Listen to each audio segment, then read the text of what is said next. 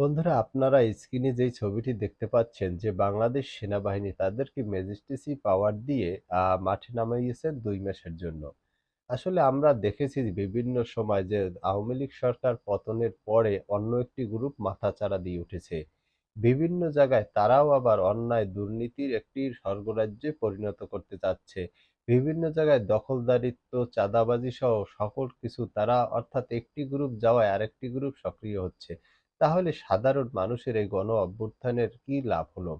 একটি স্বৈরাচারী গ্রুপ যাওয়ার পরে যদি আরেকটি স্বৈরাচারী গ্রুপ আসে বা একটি গ্রুপকে চাঁদা দিতে হতো, এখন যদি আরেকটি গ্রুপকে চাঁদা দিতে হয়, তাহলে এই যে গণ অভ্যুত্থান হয়েছে, এই গণ অভ্যুত্থানের কোনো সুফলই তো সাধারণ মানুষ পাবে না।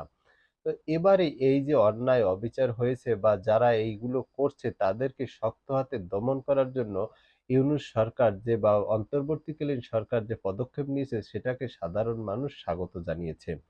কারণ এই যে অন্তর্বর্তীকালীন সরকার ডিসিশন নিয়েছে যে সেনাবাহিনীকে ২ মাসের জন্য সারা দেশে ম্যাজিস্ট্রেসি পাওয়ার দিয়েছে এবং তাদের হাতে যে ক্ষমতা দিয়েছে এই ক্ষমতা বলে সারা দেশে যে এই অন্যায় দুর্নীতি ছড়িয়ে পড়তেছিল এদেরকে শক্ত হাতে দমন করা হবে। আমরা বিগত দিনে দেখেছি যে বাংলাদেশ সেনাবাহিনী তারা কিন্তু বাংলাদেশের মানুষের একটি ভরসার স্থল। এই ভরসার স্থল থেকে আমাদের বিশ্বাস যে সেনাবাহিনী মাঠে নামলে এবং তারা এই ক্ষমতা পেলে বা ক্ষমতা পাওয়ার পরে এই যে অন্যায় দুর্নীতির সাথে যারা জড়িত তাদেরকে শক্ত হাতে দমন করবে এবং সাধারণ মানুষ যাতে ভালোভাবে জীবনযাপন করতে পারে সেই ব্যবস্থা তারা করবে এই বিশ্বাস আমাদের তাদের প্রতি রয়েছে। এবং বর্তমান যে অন্তর্বর্তীকালীন সরকার তাদেরকেও সাধারণ মানুষ ধন্যবাদ জানিয়েছে। কারণ এই অন্যায় দুর্নীতি দমন করার জন্য সেনাবাহিনীর কোনো বিকল্প নেই।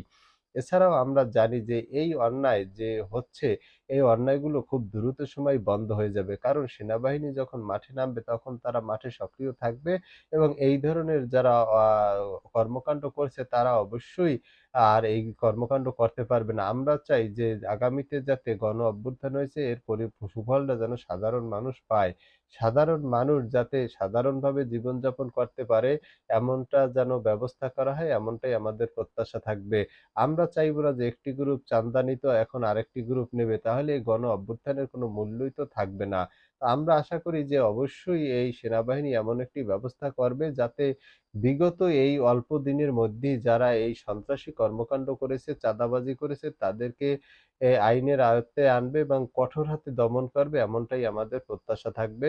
সেনাবাহিনীর প্রতি বাংলাদেশের মানুষের সবসময় সম্মান রয়েছিল বা ভালোবাসার একটি স্থানে সেনাবাহিনী রয়েছে বাংলাদেশের মানুষের বা আমাদের। আমরা আশা করব তারা সেই অবস্থানে থাকবেন এবং আগামীতেও তারা যে বিগত দিনে যে সাধারণ মানুষের হয়ে কাজ করেছেন, আগামীতেও তারা সেইভাবেই কাজ করবেন। তো আজকের ভিডিও এই পর্যন্ত। দেখা হবে আগামী ভিডিওতে। সেই পর্যন্ত ভালো থাকবেন। আল্লাহ হাফেজ।